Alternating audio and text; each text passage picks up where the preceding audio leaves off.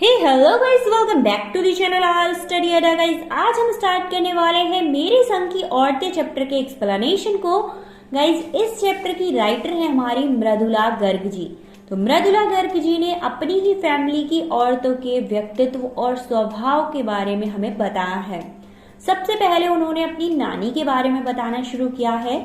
वो कहती है कि उनकी नानी एक अनपढ़ लेडी थी जो कि परंपरावादी यानी पुरानी परंपराओं को मानती थी, पर्दा प्रथा को मानती थी।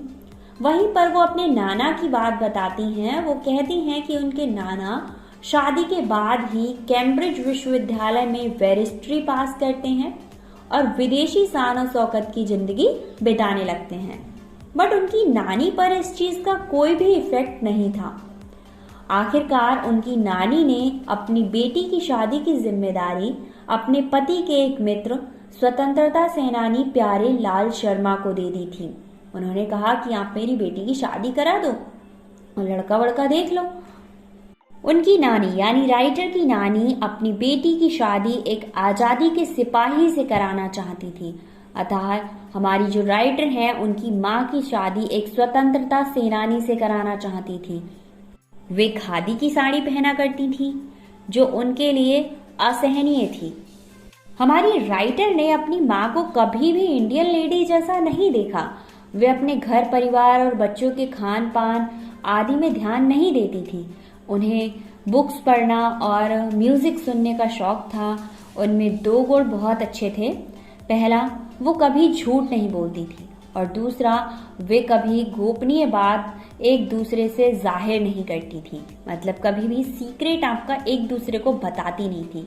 इस कारण उन्हें घर में आदर और सम्मान मिलता रहता था।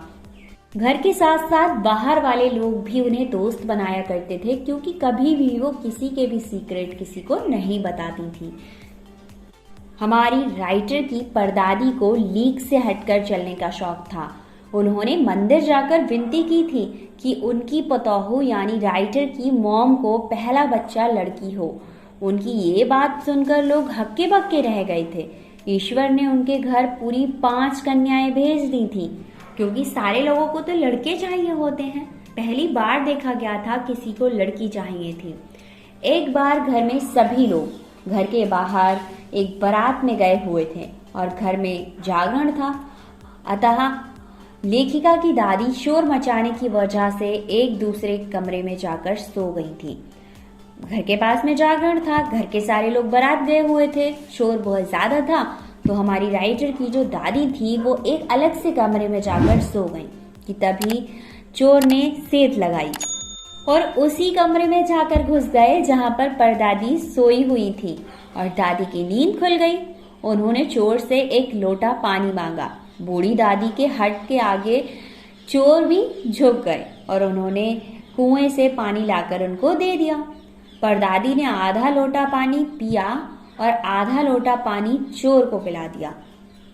चोर को पानी पिलाने के बाद कहा कि अब हम माँ बेटा हो गए क्योंकि तूने मेरा जूठा पानी पी लिया, तो अब हम कौन हुए? माँ बेटा हो गए।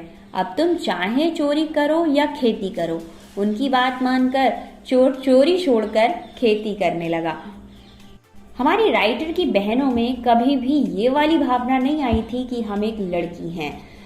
सबसे पहली लड़की जो उनकी परदादी ने मन्नत में मांगी थी वो मंजुला भगत थी। दूसरे नंबर की लड़की खुद लेखिका मृदुला गर्ग थी।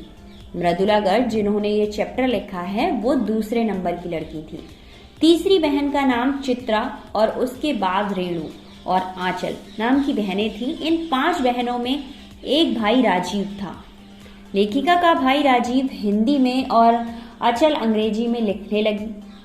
भाई हिंदी लिखने लगा था और उनकी जो छोटी सिस्टर अचल थी वो इंग्लिश में लिखने लगी थी। रेणु विचित्र स्वभाव की थी। उसका कैरेक्टर किसी को समझ ही नहीं आता था। वो स्कूल से वापसी के समय गाड़ी में बैठने के से इनकार कर देती थी। पैदल चलकर ही पसीना बहाती हुई आती थी। रेणु सामंतवादी व्यवस्था के खिलाफ थी। वो बीए पास करा उसने, बट रेणु को बीए पास करना उचित नहीं लगता था। उसके बाद हमारे राइटर की तीसरी बहन चित्रा जो पढ़ने में कम पढ़ाने में ज्यादा विश्वास रखती थी। इस कारण उसके स्टूडेंट से उसके कम मार्क्स आते थे। अपने स्टूडेंट्स को पढ़ा देती थी और खुद कम मार्क्स लेकर आती थी। उसने अपनी शादी के लिए एक लड़का नजर में रखा था कि ये वाला लड़का मुझे पसंद है और मैं इससे ही शादी करूंगी। तो घर वालों ने भी कहा भाई क्या प्रॉब्लम है, और घर वालों ने भी उसकी शादी उससे करा दी थी। अशला सबसे छोटी बहन पत्रकारिता और अर्थशास्त्र की छात्रा थी।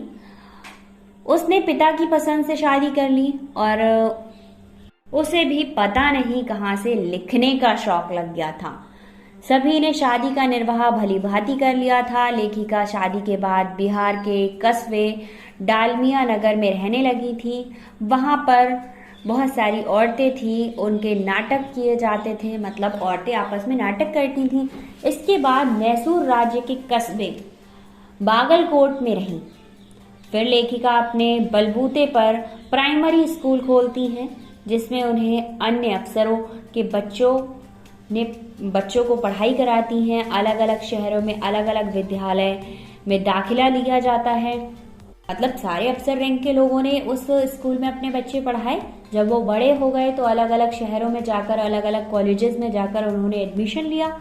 विद्यालय खोलकर हमारी राइटर ने यह दिखा दिया कि कभी भी वो अनसक्सेसफुल नहीं थी, वो अपनी लाइफ में सक्सेसफुल हुई थी।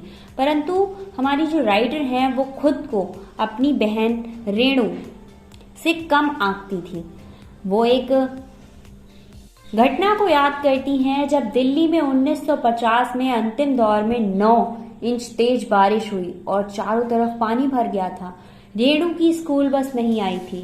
सबने कहा कि स्कूल बंद होगा, अतः वह स्कूल न जाए, किंतु वो नहीं मानी थी। अपनी धुन की पक्की वो 2 मील पैदल चलकर स्कूल गई और स्कूल बंद होने पर वापस लौट कर आई।